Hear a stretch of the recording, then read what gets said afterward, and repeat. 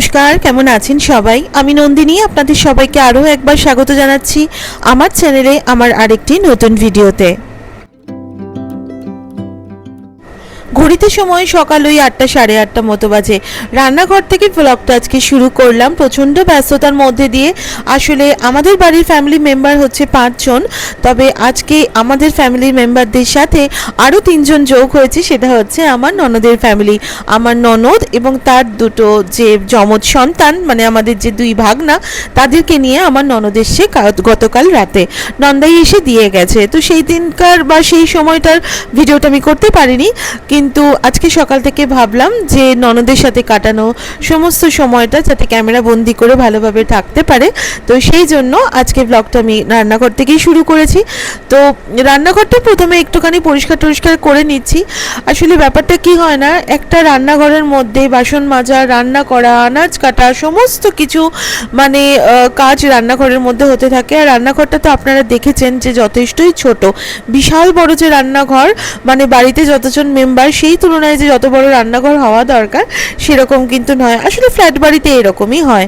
তো যাই হোক, রান্নাঘরে রান্নার কাজটা শুরু করার আগে আমি চাইছিলাম যে একটু ভালোভাবে পরিষ্কার করে নিতে। তো ভালোভাবে পরিষ্কার করে নিয়ে আজকে ব্রেকফাস্টে বানাচ্ছি হচ্ছে ধোসা। আজকে কোনো রকম অন্য চাটনি নয়, কারণ ভাগনারা ভীষণ ফাসি ইটার, তো এটা খায় না ওটা খায় না। তো আমার ননদ বললো যে শোন, বাড়িতে যে গ্রিন চাটনিটা করা রয়েছে, যেটা আগের দিন আমরা সিঙ্গারা দিয়ে খেলাম, তুই সেটা দিয়েই বরঞ্চ ধোসাটা দে। তো সেটা খেতে খুব টেস্টি হয়েছিল। আপনারা তো জানেন আমি এর আগেও আপনাদেরকে অনেকবার গ্রিন চাটনি বানানোর যে রেসিপি সেটা শেয়ার করেছি, এবং ধোসা বানানোর যে রেসিপি সেটাও শেয়ার করেছি।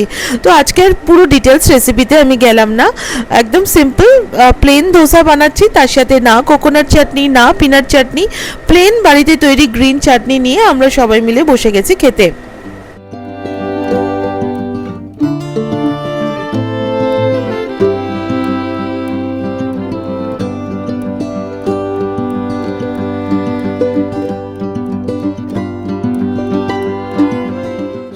সবাই মিলে যখন একসাথে বসে আমরা খাই, তখন মানে খাওয়াটা কিন্তু অ্যাকচুয়ালি মানে যত না বেশি খাওয়া হয় তার থেকে অনেক বেশি হয় সেটা হচ্ছে গল্প করা। গল্প করতে করতে খেতে খেতে কখন যে সময় মানে ঘড়ির কাঁটা এদিক থেকে ওদিক হয়ে যায়, তখন সত্যি নিজেরাই বুঝে উঠতে পারি না।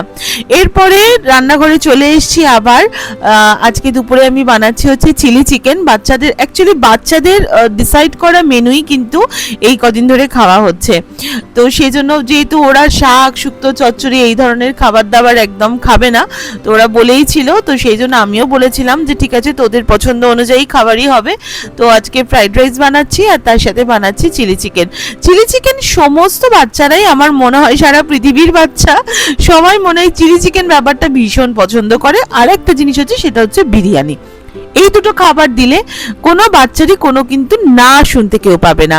তো আমাদের বাড়ির বাচ্চাগুলো তার ব্যতিক্রম তো নয়, তো সেই জন্য তাদের পছন্দে আজকে দুপুরের লাঞ্চ মেনু।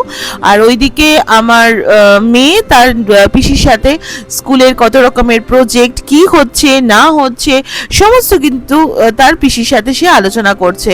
আর আমি টিভিতে দেখতে দেখতে, আমি যেহেতু এই সেন্টার টেবিলে বসেই দুপুরের আনাজগুলো কেটেছিলাম, তো রান্নাটা প্রায় আমার হয়ে এসছে, তো খেতে দেবো বলে আমি ভালো করে একটু টেবিলগুলো পরিষ্কার করে নিচ্ছি।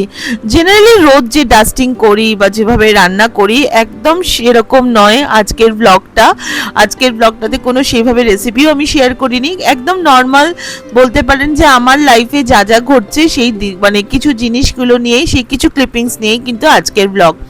আপনারা জানেন যে বাবা মাছ মাংস এগুলো কিছু খায় না, শুধু ডিমটা খান। তো আমাদের যেহেতু চিলি চিকেন, বাবাকে ওই জন্য আমি একটু আলাদা করে চিলি এগ করে দিয়েছি। আর এই হচ্ছে ফ্রাইড রাইসের হাঁড়ি। বাচ্চারা ভীষণ খুশি হয়েছে চিলি চিকেন আর ফ্রাইড রাইসের মেনু দেখে। এবারে বাচ্চারা ওখানে টিভি দেখতে দেখতে খাচ্ছে, আর এইদিকে আমরা সবাই মিলে খেতে বসছি ডাইনিং টেবিলে। বাবাও ভীষণ খুশি, অনেকদিন পর তার মেয়ে এসছে বাপের বাড়িতে। আর আমরাও ভীষণ খুশি, কারণ এই গল্প, হাসি, ঠাট্টা, মজা, ও যখন ফোনে আমি আরো কথা বলতাম তখন বলতাম যে তুই আসলে এই সিনেমাটা আরেকবার দেখবো, তো তাই। এবার চলে এসছে আবার সেই সন্ধেবেলায়, বাচ্চাগুলো গিয়ে বাইরে থেকে একটু ফুচকা নিয়ে এসছে। তো আমি আর ননদ বলছিলাম যে ফুচকা খেলে ভালো হতো, তো বাচ্চারা গিয়ে ফুচকাটা নিয়ে এসছে।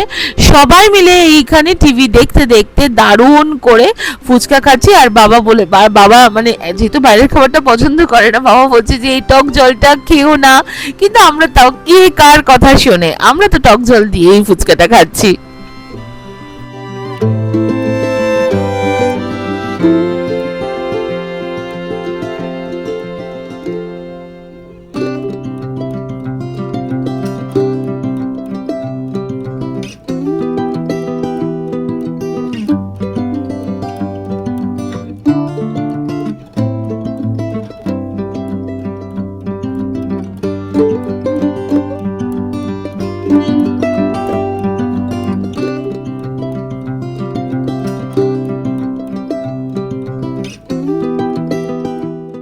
ফুচকা খাবার পরে বাচ্চাদের মনে হয়েছে তারা খাবে আইসক্রিম, সেই জন্য তারা আবার গিয়ে নিচ থেকে আইসক্রিম নিয়ে এসছে।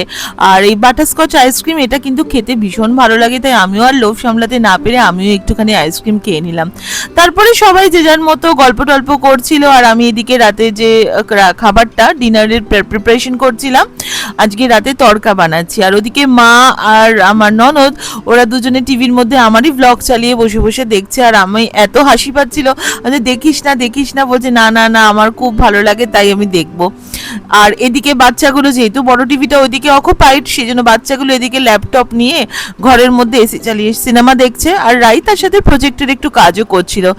এরপর চলে এসছে একদম ডিনারের সময়, সবাই মিলে বসে আজকে আমরা ডিনারটা করব। আজকে ডিনারের মেনু হচ্ছে রুমালি রুটি। হাজবেন্ডই বললো ঠিক আছে আমি বাইরে থেকে রুমালি রুটিটা কিনে আনছি। তো আজকে ডিনারের মেনু হচ্ছে রুমালি রুটি, আর তার সাথে হচ্ছে ডিম তড়কা আর মিষ্টি ছিল। তো সবাই মিলে বসে এখন ডিনারটা করব। আর পরের পর আমরা সিনেমা দেখে যাচ্ছিলাম, কারণ ননদও ভীষণ সিনেমা দেখতে ভালোবাসে, কিন্তু সংসারের ব্যস্ততার জন্য ওরও দেখা হয়ে ওঠে না, ছেলেগুলোরও পড়াশোনা রয়েছে। আর সিনেমা দেখার একটা মেন ব্যাপার হচ্ছে কি যে সঙ্গীটা মানে একদম মনের মতো হতে হয়। তো আর আমরা আগে থেকে ঠিকই করে রেখেছিলাম যে কি কি মুভি দেখবো, আর বাচ্চারাও নিজেরা ঠিক করে রেখেছিল। তো এখন সবাই মিলে বসে ডিনার করছি। আর ভিডিওটা আজকে এখানেই শেষ করছি। দেখা হবে আপনাদের সাথে নেক্সট ব্লগে, আরো একটা দিনের গল্প নিয়ে আসবো। ততক্ষণের জন্য সবাই খুব ভালো থাকবেন, নিজের যত্ন নেবেন। আমার ফেসবুক আর ইনস্টাগ্রাম পেজের যে আইডি সেটা দেয়া রইলো আমার ভিডিও ডেসক্রিপশন বক্সে, পারলে সেখানেও একটু বন্ধু হয়ে নেবেন। তাহলে দেখা হচ্ছে নেক্সট ব্লগে, ততক্ষণের জন্য শুভরাত্রি।